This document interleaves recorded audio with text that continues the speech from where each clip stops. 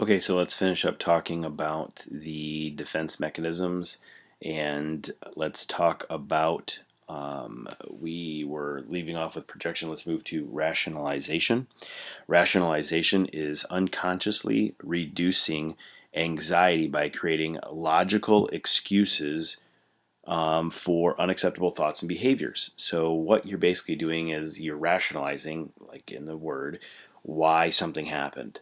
For example, let's say that you get rejected by Stanford University and you tell all of your friends that you didn't really want to go there anyways. What you're doing is you're rationalizing the fact that you are the unacceptable thought or behavior, reducing anxiety by saying, well, I didn't really want it anyway. A girl breaks up with you and you're like, you know what? She wasn't really that good of a person anyway. I didn't really like her, and it's probably good that we broke up. What you're doing is you're rationalizing it. You're kind of trying to make sense of what it is, and you're making it, in your opinion, better, because what you're doing is the excuse reduces the anxiety and shame that you would feel. And so that's why that excuse is somewhat important. We do rationalize stuff in our mind. We do this a lot of times to, again, reduce anxiety. And so rationalization is a defense mechanism as well.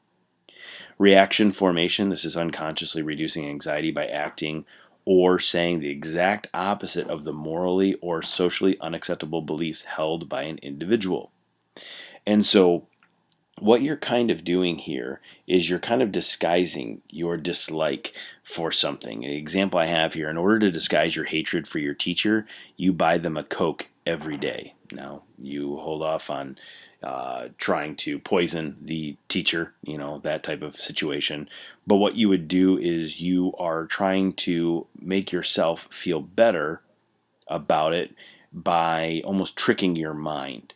And so, therefore, you really, really don't like an individual, so you go well out of your way to make yourself be really friendly to them. And maybe that would help change their mind or help change your mind, and it would reduce the anxiety.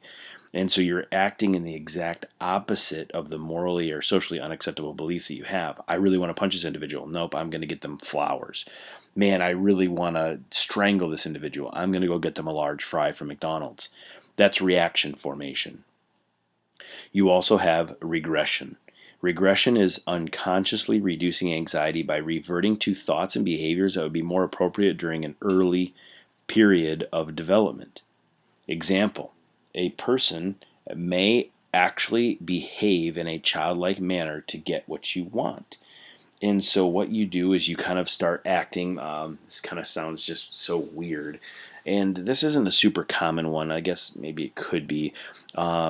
And so a 16-year-old wants to take the car out for a weekend, for on a Friday night, and your parents say you can't do that. And then the kid throws the keys and lays on the floor and just starts crying. And you're like, oh, that seems weird. Exactly. What they're doing is they're reverting back to a 5-year-old mentality or a 3-year-old mentality. They're throwing a fit. And what that is that's a regression. And you reduce your anxiety by going back to a time period that was previous. Maybe you start doing baby talk. You go to your mom and, Mom, can I please have the keys for Friday night? And all of a sudden you're like, okay, you sound like a child. Why are you asking that way? What you're doing is you're regressing to a previous time period. Basically, it doesn't always have to be an infant or a baby, but what it is it is younger than the age that you are currently at. You are acting a different manner. All of these are defense mechanisms. In one way, shape, or form, you and I probably have used all of these. And so what happens is this is a way to protect our ego. And as we said before, it doesn't always have to be tied to Sigmund Freud. We are tying it to him because this is kind of the individual that kind of brings us up, but it doesn't always have to be tied to him. You and I can use every single one of these to defend our ego, to make ourselves feel better, and to reduce anxiety. All right, let's go to a different approach here, the psychodynamic theories of personality. Now, we were talking earlier, let's scroll up here just so you guys can see, we were talking earlier about the psychosexual development. This is different. This is psychodynamic. So don't get the two confused, and in just a second in your notes we'll explain the difference between the two. The history of the psychodynamic theories of personality is sometimes called this by neo-Freudians, meaning the new Freudians, new followers of Freud.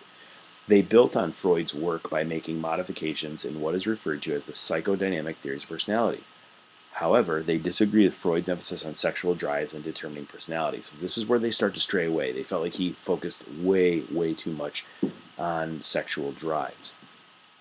The difference between psychoanalytic and psychodynamic was this. Analytic was proposed by Freud and focuses on how unresolved unconscious conflicts, again, unconscious meaning you can't access it, conflicts and drives influence your personality. The dynamic, these are theories developed by Freud's followers. Okay, dynamic is Freud's followers. They also emphasize the importance of childhood and the unconscious. However, they downplay Freud's emphasis on the importance of aggressive sexual impulses and focus on social and cultural influences within your childhood. So let me talk about some of these neo-Freudians or some of these psychodynamics. Carl Jung is one of them. He said there were forces and content within the unconscious, unlike Freud. Okay, and so what he's saying is there's certain parts of the unconscious that you might be able to actually have access to.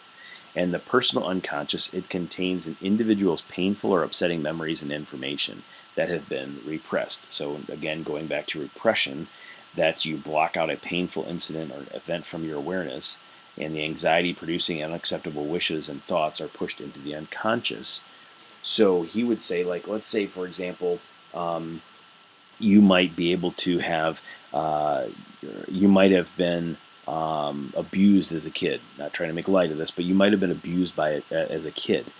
If that's the case, what can happen is this is your personal unconscious. It's painful. It's upsetting memories. It's information that has been repressed. You've pushed it back to the point where you can't really access it, but it does drive your personality. And you also have what you call a collective unconscious. This is a set of inherited images and experiences common to all humans throughout the evolutionary of time. So, for example, the personal is only about you and your story. Collective is about humans and their story. And within the collective unconscious, he has what we call archetypes. Archetypes are images that comprise the collective unconscious and allow the individuals to respond universally to particular situations. For example, if I was to ask you, man, I went and traveled and I talked to this person and they were super, super wise. I mean, just had so much wisdom. You guys are thinking of an old man. Generally, when you think about wisdom, it's not that women can't be wise, but it's saying that that's what the focus is on the old man. You know, you talk about like a superhero. Superhero is a male usually. Again, not saying that that has to be that way. If you're talking about somebody who's a little very caring and does a great job of helping the household run very smoothly, you're thinking about a mother, and so you have like certain archetypes that are in your mind that are there, that are just kind of passed on from generation to generation that you kind of know. Within the collective unconscious, he has what we call a shadow. This represents the repressed unconscious drives and desires of the personal unconscious.